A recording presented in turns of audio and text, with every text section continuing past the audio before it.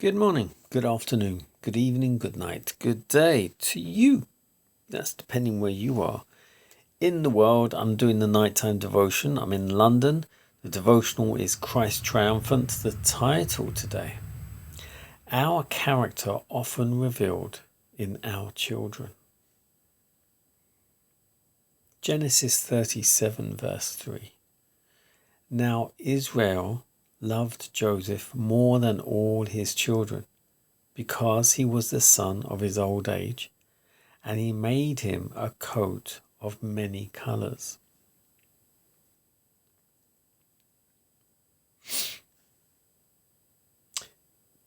Jacob had chosen the inheritance of faith. He had endeavoured to obtain it by craft, treachery, and falsehood. But God had permitted his sin to work out its correction. The sin of Jacob and the train of events to which it led had not failed to exert an influence for evil, an influence that revealed its bitter fruit in the character and life of his sons. There was one, however, of a widely different character, the elder son of Rachel, Joseph, whose rare personal beauty seemed but to reflect an inward beauty of mind and heart. He listened to his father's instructions and loved to obey God.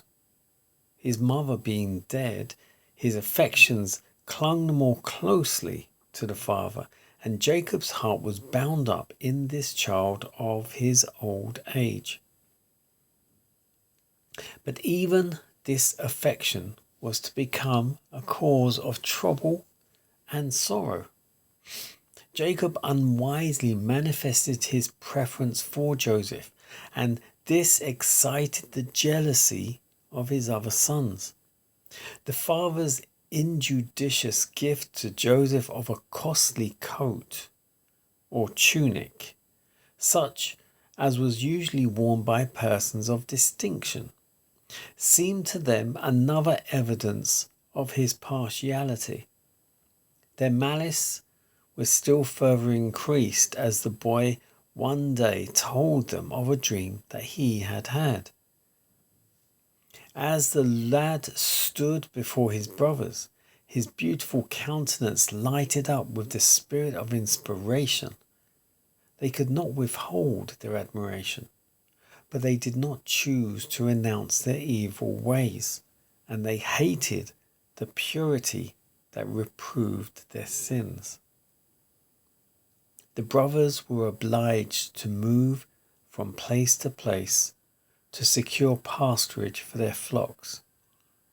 Some time passed, bringing no tidings from them, and the father began to fear for their safety. He therefore sent Joseph to find them and bring him word as to their welfare. Joseph came on, unsuspicious of danger, but instead of the expected greeting, he was terrified by the angry and revengeful glances he met. He was seized, his coat stripped from him. Rudely dragging him to a deep pit, they thrust him in, and having made sure there was no possibility of his escape, they left him there to perish from hunger, while they sat down to eat bread. But some of them were ill at ease. They did not feel the satisfaction they had anticipated from their revenge. Soon, a company of travellers was seen approaching.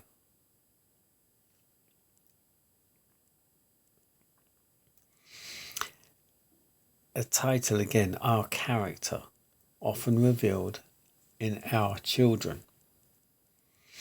And this is focusing primarily on Jacob and his favoritism for Joseph.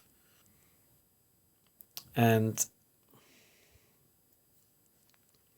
it wasn't just shown in how he spoke to him or treated him, indifference to his brothers, but also how he dressed him.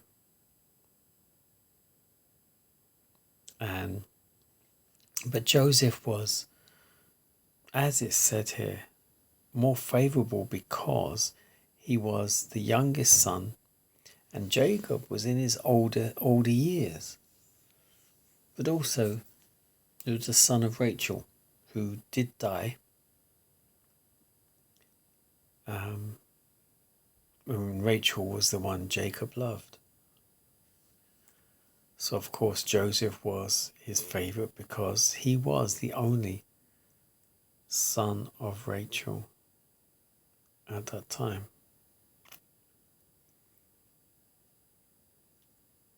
And of course, because he had that dream and he conveyed the dream that all the others would be bowing down to him, they of course built up this jealousy, as well as getting that tunic or coat from the father because he was favored.